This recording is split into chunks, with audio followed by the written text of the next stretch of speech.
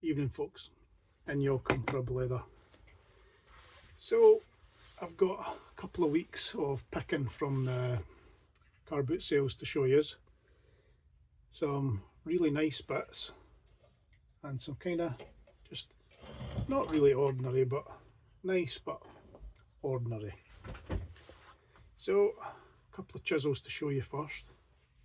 So this is a 1/4 inch mortise chisel by Marples. Original label on there, beautiful, probably a boxwood handle on there, really nice. Brass ferrule, never had a sore life. In fact, could have had the original grind on there. It's a really nice old piece, and with that label on just makes it that wee bit more special. Then, so that was from Sheffield, and from up near our home here I found this nice oak handle, striking cap on the top. It's not got a brass ferrule because it was a workman chisel, not a cabinet maker's chisel. This maybe it was destined for shipyard or joiner's box, you never know. And this is a Matheson Glasgow with a wee crescent moon and star, and this would have been from the Saracen works.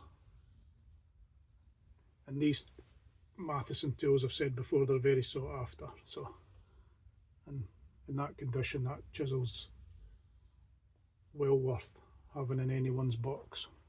So that's another nice chisel. Now, got this old Tenon saw as well, had to do a wee repair on the handle. It's a steel backed saw. Cleaned the steel screws, not brass. Cleaned the screws up, both sides, looking okay. And I don't know if you can see on here, there's the outline of a tooth. So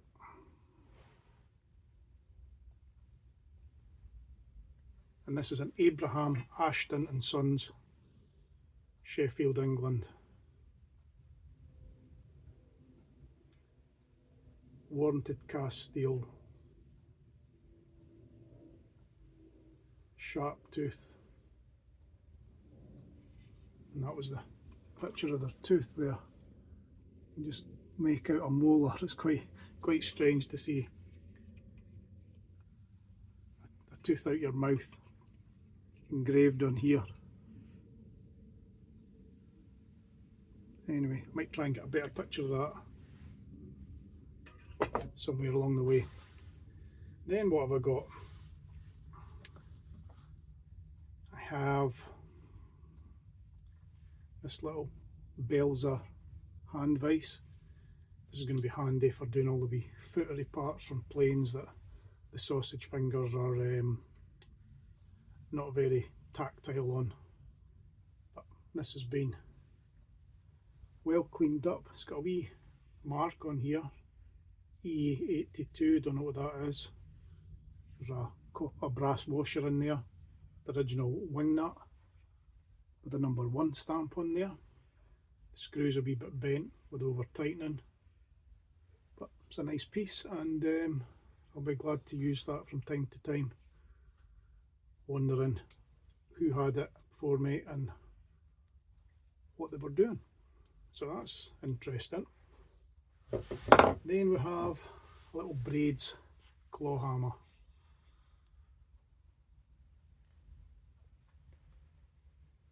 Maybe see braids there, just and no more. I don't know if this is a shoeing hammer or no. The claw comes down quite a lot. That kind of indicated a shoeing hammer. This is maybe 12 ounces. I just cleaned it up. I think I went up to about 600 grit on the emery paper, and I just took the high bits off the handle, gave it a wee wax, and I'll be hanging that up somewhere in here. Nice original steel wedges in the top, and it's a nice wee piece. Then I found a couple of George Wostenholm IXL Sheffield pocket knives, and I never found that. I asked the guy if he had anything like that, and he said yes.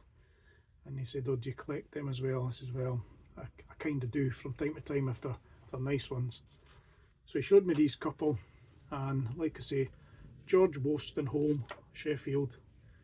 This is a Barlow knife, 2 pen blades on it. I don't think it's ever been used, which is good. The snap on them is phenomenal. Very nice stag handles. Fit and finish exceptional. The small pen blade is rock solid. There's a tiny bit of play in the bigger one because I think it's a wee bit thinner than the spring, so there's just the tiniest bit of play there, but nothing to cry about.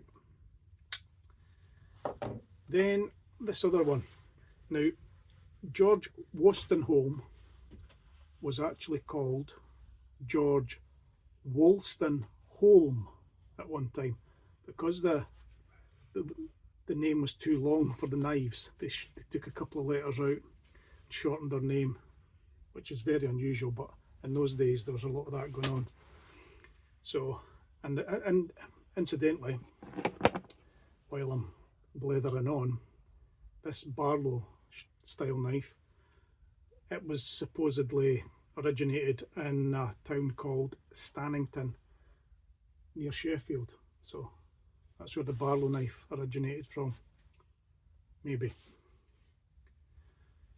So, but this wee knife here, this is a bone handle, and it's really thin and fine. I've got another wee bone handled knife here, a modern one, and just to show you the difference in thickness, this is a 2-blade, 2-spring knife. This is a 2-blade knife, but on the same spring as well, so they could make it thinner. But this is exceptional, this wee knife. It's absolutely gleaming. And I've no idea how old it is, but it could be 60, 70 years old. Don't think there's any numbers on it that I can tell anything from. It's been well sharpened down, and there's a guy on YouTube called The Knife Doctor. His name's Kevin, and I watch him quite often, and he's got lots of tips for restoring knives. Now these knives, this pen knife, the blade was sitting higher than the body of the knife. They're just sticking up a wee bit because it's been sharpened so much. So the blade was sticking up like so. Now, if you ever watch Kevin's channel called The Knife Doctor, he's full of wee tips, and he does these old pocket knives up. He says to file away this bit of the tang here and lower that, and I gave that a wee rub with some needle files, took it down, testing it now and again, and then eventually I got the 2 blades sitting inside the body, and that is a wee pretty little knife. And that shield's really something quite special. I don't know whether that's going to go in my pocket to work or not, or if I'm just going to have to keep it as a good one. Then the last thing I have is this little lamp, Let There Be Light. So this is a Feuerhand, made in West Germany, and this is the 275 baby. Now there's no liquid in it or anything, so it was really pretty clean when I got it. I just finally cleaned up the wee bits that were too difficult to get to, and I put in these lights to make it glow. And this little thing, you'll be seeing this in a lot of my videos hanging behind me. This is going nowhere. It is something really quite cool. On the back of here you can see it says for your hand. There's a wee picture of a hand holding a flame there, and on the top it says original near for your hand. It's got the original glass with the writing on it. I just gave the glass a good clean in soapy water and dried it off, and it's looking really nice, and I'm pleased with this. Something quite unusual, and it'll tie in with all my old stuff in here. Anywho, that's it for tonight and the past couple of weeks picks at the car boot sale, and we'll catch up soon for more blathers.